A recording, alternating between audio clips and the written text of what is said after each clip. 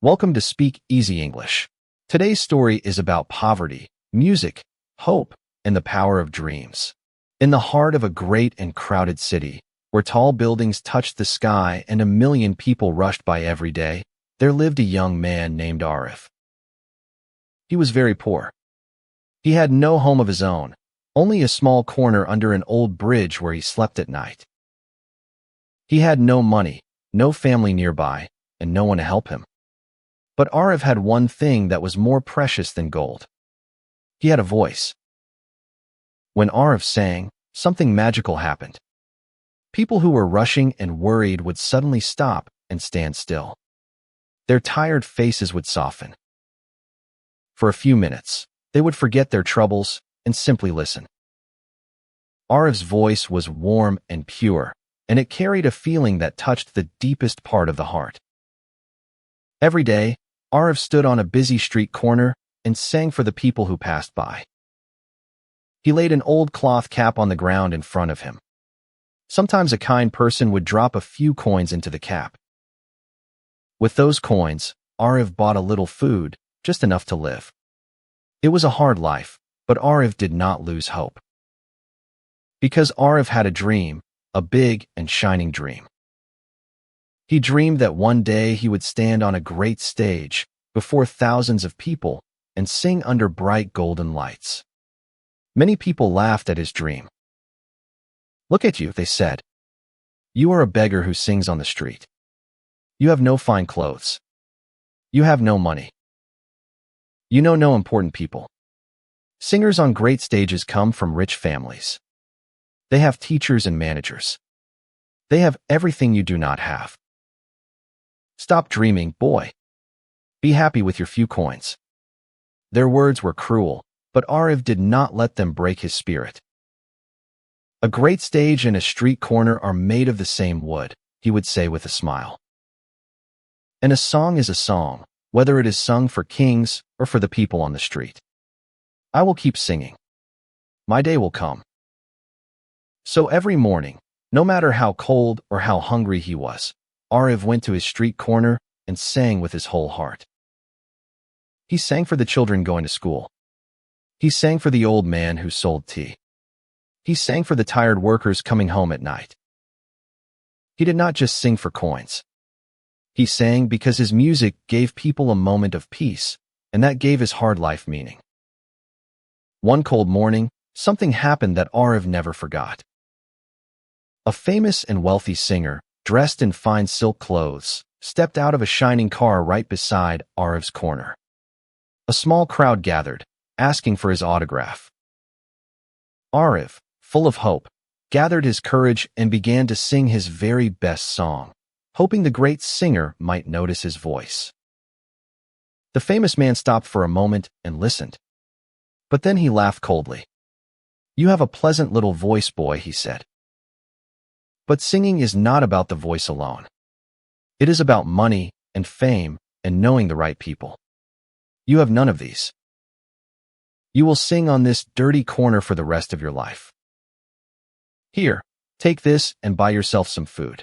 And he tossed a single coin into Arif's cap, the way one throws a scrap to a stray dog, and drove away in his fine car. The small crowd felt sorry for Arif and drifted away. Arif stood alone, the cruel words ringing in his ears. The single coin felt heavy with insult, and his eyes stung with tears. But then an old tea seller, who had heard everything, came over and put a gentle hand on his shoulder. "Do not listen to that proud man," the old seller said. "I have sold tea on this corner for 20 years, and I have heard 1,000 singers. But your voice is different.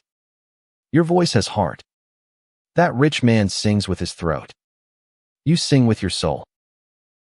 And one day, the world will know the difference." The old man's kind words washed away the sting of the insult. Arif looked at the single coin in his cap, and instead of shame, he felt a new fire of determination. "Thank you," he said. "You are right. I may be poor, but my voice is mine, and my dream is mine.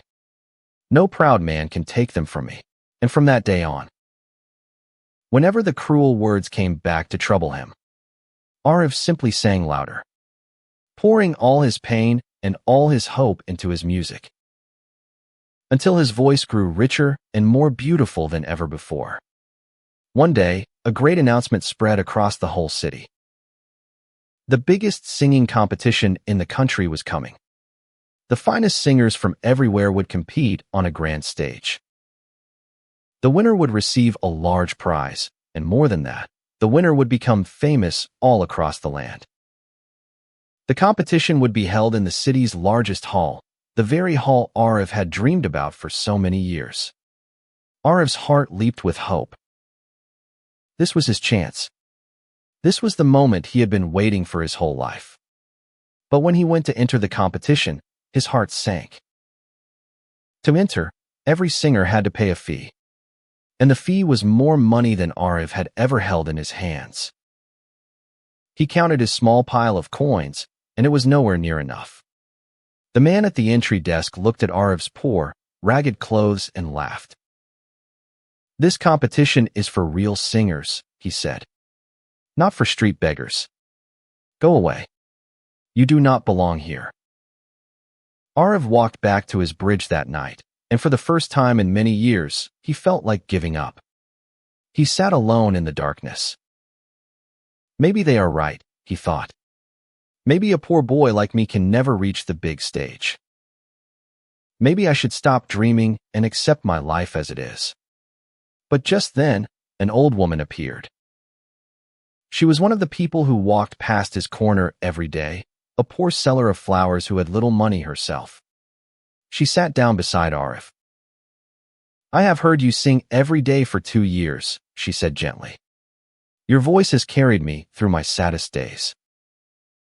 When my husband died, your singing was the only thing that made me feel less alone. You have given so much to all of us on this street, and you never knew it." She placed a small cloth bag in Arif's hands. Inside were coins, many coins, saved over a long time. "The people of this street want to help you," she said. "We are all poor, but each of us gave a little. We have heard your dream, and we believe in your voice. Go and sing on that great stage, Arif. Sing for all of us who cannot." Arif could not speak. Tears filled his eyes. The very people who had so little had given everything they could to lift him up. With the coins from the street, he paid the entry fee. The man at the desk frowned, but he could not refuse. In the days before the competition, Arif practiced harder than he ever had in his life. And as he practiced, he thought often of his mother, who had died when he was very young. She had been a singer too, though only a poor one who sang while she washed clothes by the river. It was she who had given Arif his love of music. "When you sing, my child," she used to say, "do not sing to be praised. Sing to give people hope. A true song is a gift, not a performance." Arif had only one memory of her clearly now, her gentle voice singing him to sleep on cold nights when there was no food in the house. He had no photograph of her, nothing at all, except the song she had taught him.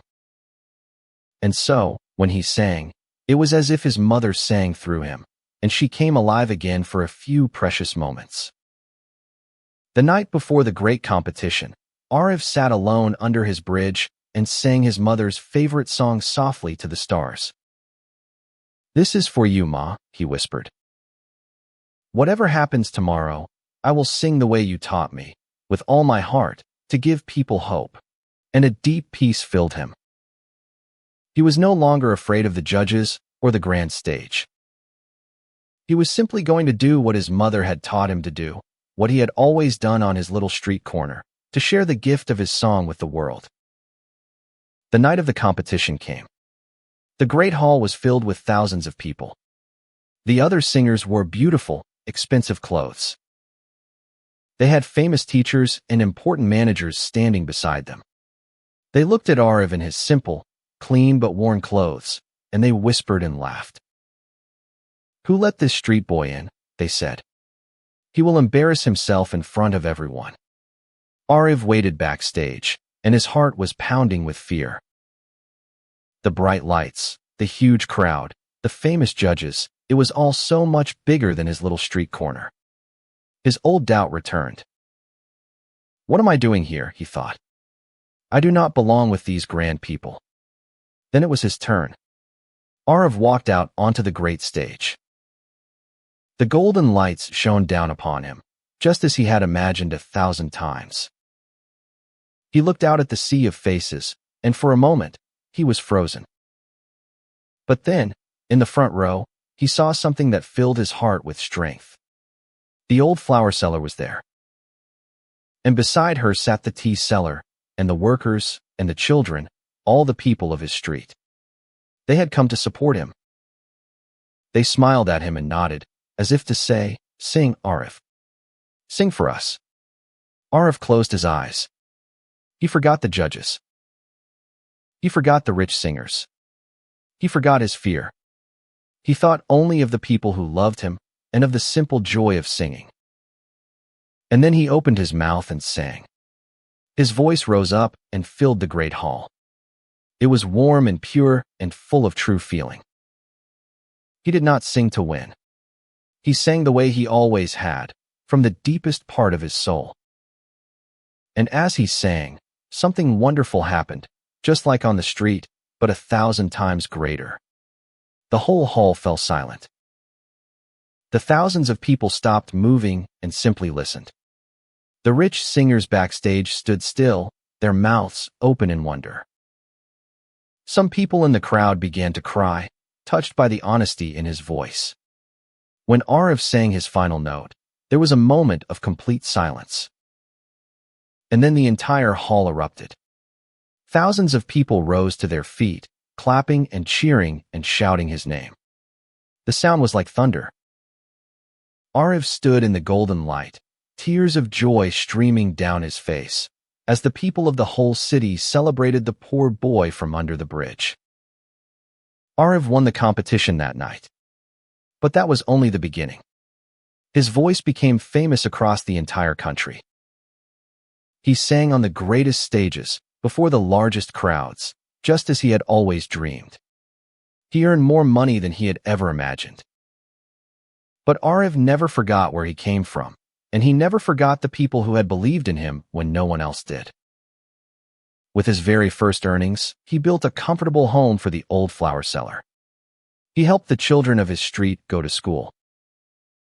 And every single year, on the day of his great victory, Arav would return to that old street corner near the bridge. There, with no stage and no golden lights, he would sing for the ordinary people, for free, just as he had in the beginning. And whenever a young, poor dreamer asked him for advice, Arav would smile and say, "The world will look at where you stand and tell you what you can become. They will see your poor clothes and your empty pockets, and they will say your dream is too big. But your voice does not come from your clothes. Your gift does not come from your money. It comes from your heart, and no one can take that away from you. Keep singing your song, even on the smallest corner. Be kind to the people around you. And one day, when the great stage opens its doors, you will be ready to step into the light." And that is the story of the street singer's big night. A story that reminds us that no dream is too big for a willing heart, and that the kindness we give to others on the way up will return to lift us higher than we ever imagined.